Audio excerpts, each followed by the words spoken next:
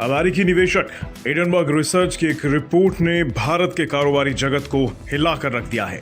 Hindenburg research ने Adani group पर गंभीर आरोप लगाए हैं। हिडनबर्ग रिसर्च का आरोप है कि अडानी ग्रुप शेयरों के भाव चढ़ाने और अकाउंटिंग फ्रॉड में शामिल है। यह आरोप हिडनबर्ग रिसर्च ने 2 साल की जांच के बाद लगाए हैं।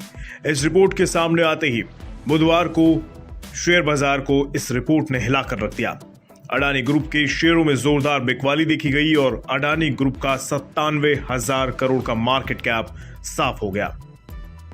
दूसरी तरफ हिडनबर्ग रिसर्च के दावों को अडानी ग्रुप ने खारिज कर दिया है।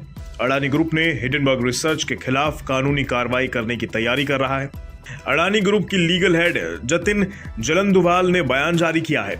जतिन ने कहा है कि हिडनबर्ग रिसर्च की रिपोर्ट गुमराह करने वाली है। इस रिपोर्ट को अडानी ग्रुप की छवि को खराब करने के लिए बिना रिसर्च के तैयार किया गया है। जतिन का यह भी कहना है कि इस रिपोर्ट से कंपनी के शेयरधारकों और निवेशकों पर नेगेटिव असर पड़ा है। इस रिपोर्ट से शेयर बाजार में उतार चढ़ाव देखा गया, जो चिंता का विषय है और इससे भारतीयों में गुस्सा है। अडानी ग्रुप और हिडनबर्ग रिसर्च के खिलाफ अमेरिकी और भारतीय कानून के मुताबिक कानूनी कार्रवाई की तैयारी की जा रही है। यानी अब अडानी ग्रुप ने हिडनबर्ग रिसर्च से दो हाथ करने की तैयारी कर ली है। अब यहां आपको यह भी समझना होगा कि आखिर हिडनबर्ग रिसर्च की रिपोर्ट में ऐसा क्या कहा गया है जिस वजह से अडानी ग्रुप के शेयरों में बुधवार को तेज बिकवाली देखी गई।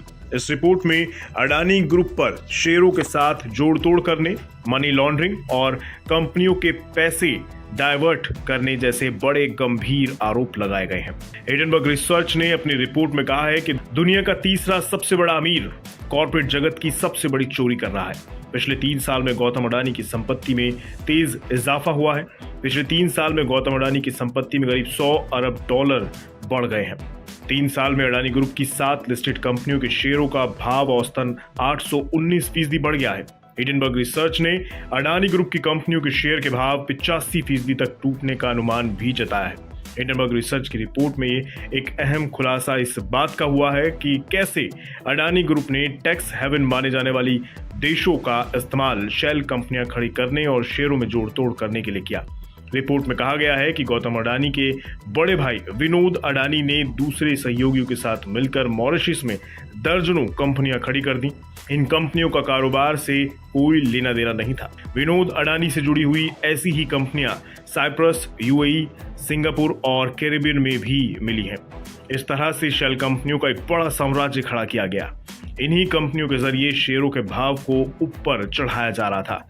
अब सवाल इस बात का है कि आखिर हिडनबर्ग रिसर्च ने अडानी ग्रुप पर रिसर्च एफपीओ से ठीक पहले क्यों निकाली है? क्या रिपोर्ट का मकसद अडानी ग्रुप के एफपीओ को फेल करने का है? हिडनबर्ग रिसर्च का एक शॉर्ट सेलर है। ऐसे में ये सवाल भी उठ रहे हैं, क्या हिडनबर्ग रिसर्च ने अडानी ग्रुप के शेयरों में शॉर्ट सेलिंग से पैसा बनाने के लिए ये रिपोर्ट निकाली है? क्योंकि रिपोर्ट में कहा गया है कि हिडनबर्ग रिसर्च की अडानी ग्रुप के शेयरों में शॉर्ट पोजीशन है और शेयरों में 85% गिरावट के अनुमान भी लगाए गए हैं। अब अडानी ग्रुप ने हिडनबर्ग रिसर्च के खिलाफ कानूनी कार्रवाई का मन बना लिया है। अब कोर्ट में ही ये तय होगा कि कौन सच्चा है और कौन झूठा।